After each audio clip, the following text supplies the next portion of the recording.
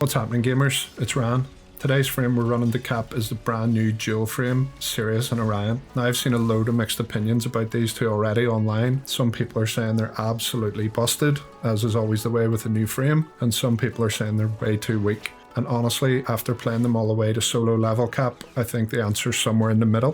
The crazy part about all this is the frames literally came out yesterday.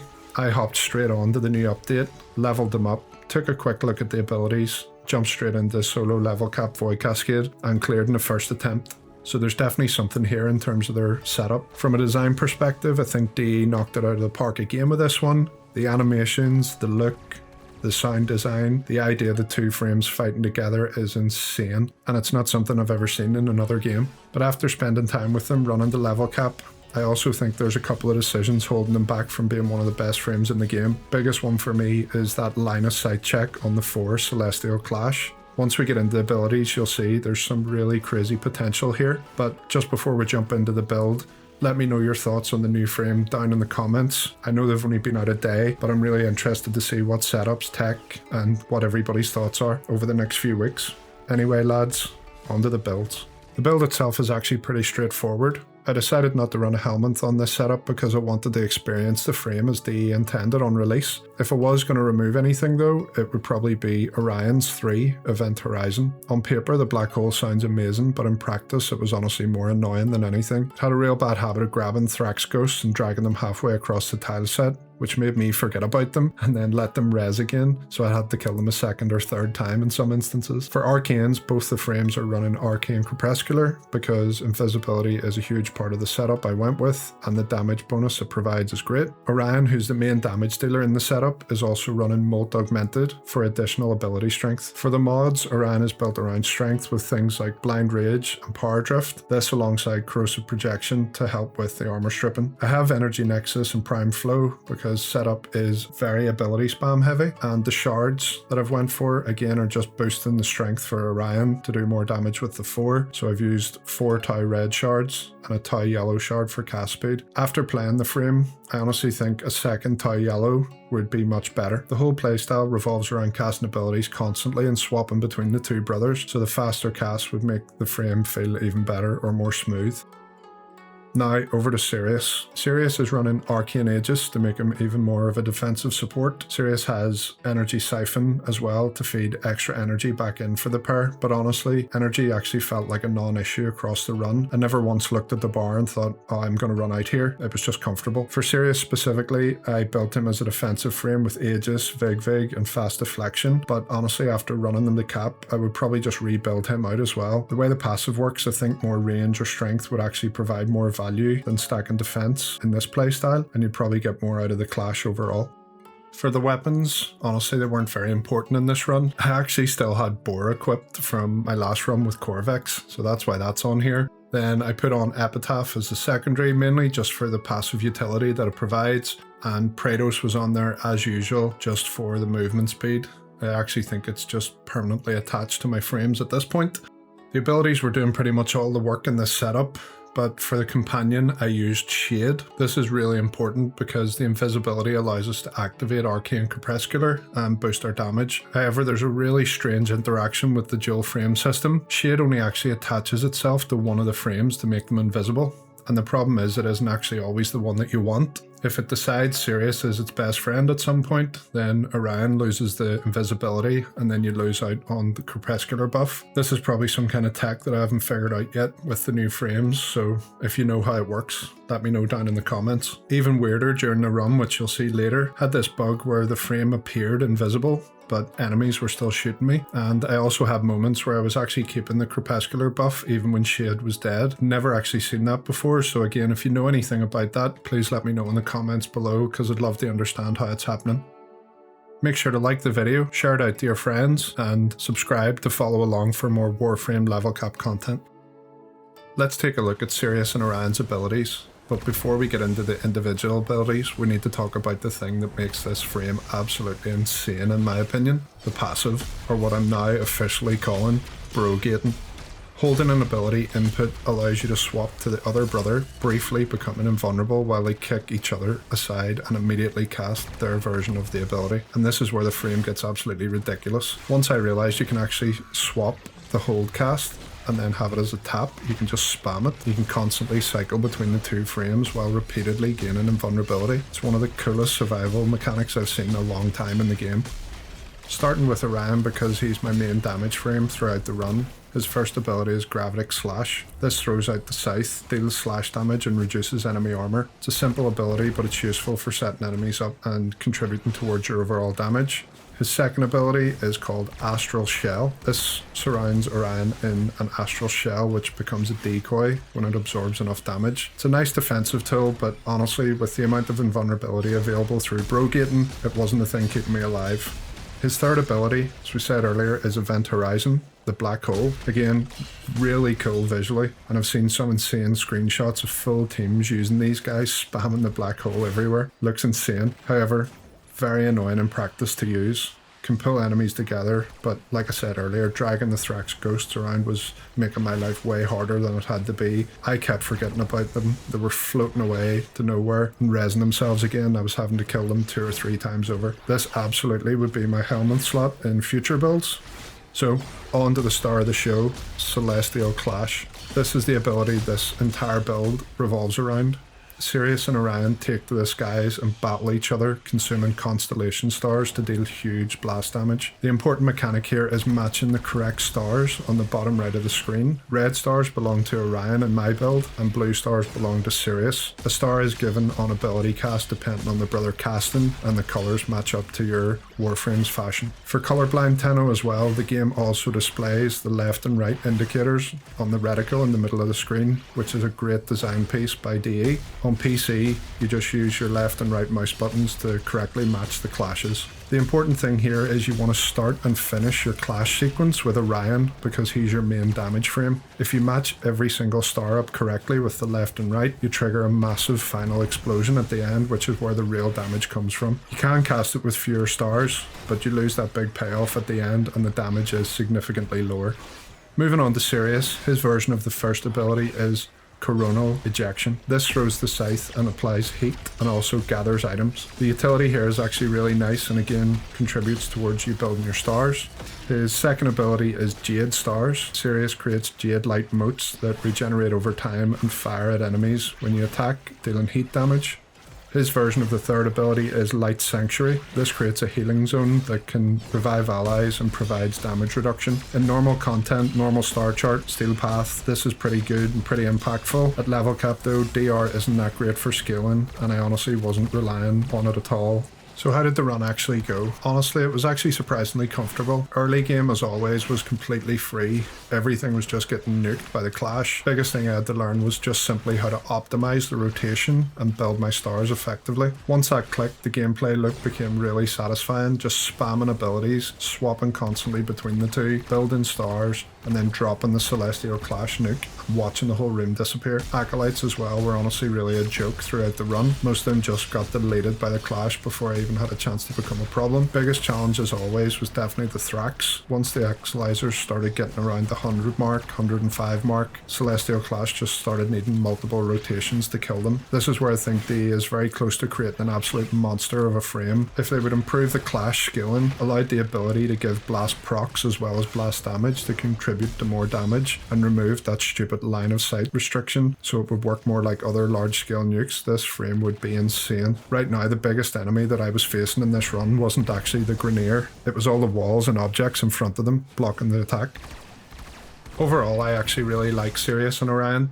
The design is really cool, the animations are amazing, the sound effects are class. DE's design work over these last number of frames has been S tier. The brogating mechanic is generally one of the most creative survival mechanics I've seen in some time, But that said, this is absolutely a frame that requires a lot of button pressing. You're constantly casting, constantly swapping between the two, constantly managing the stars, constantly clicking left and right, making sure you match them up. And I can understand why that might become annoying for some players playing like this. Personally though, I had a lot of fun with them. I actually think I'll revisit them on down the line as more of a weapons platform, because I think there's a lot more to discover with this frame. With a few changes to this Celestial Clash and some fixes to the weird companion stuff, I think Sirius and Orion could become one of the strongest frames and most enjoyable frames to play in the game. Anyway lads, another solo level cap clear in the books. If you've made it this far listening to me yap on, let me know your thoughts on Sirius and Orion down in the comments below, especially if you know what's been happening with my shade interactions, because I've still no idea what the crack is there.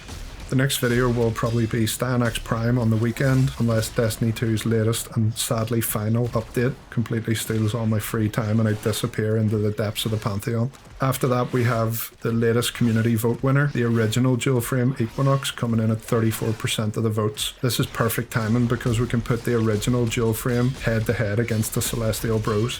After that we have Limbo coming in second with 27%, which some of the lads in the Discord are definitely going to be really happy about. Speaking of the Discord, make sure you join up, the link's going to be in the description below as always. If you enjoyed the video, help me out with a like, share and a sub so we can continue to do battle with the YouTube algorithm overlords. Enjoy the rest of the gameplay lads, and as always, take it easy.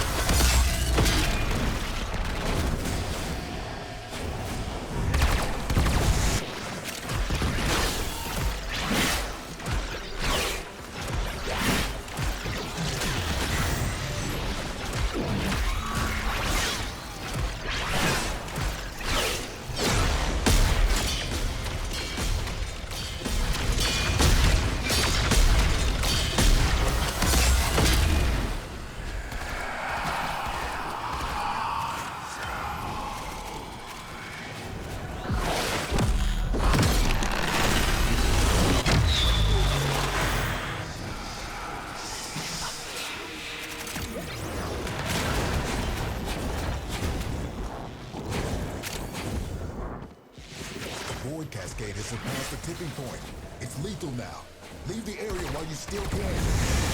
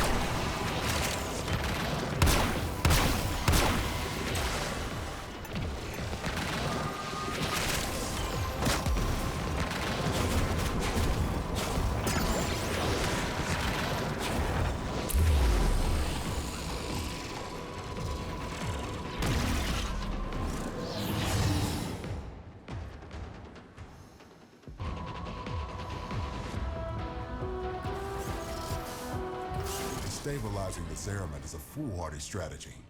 The Void has already started to degrade our enemy's judgment. You did well to stop them. It is done, Tenno.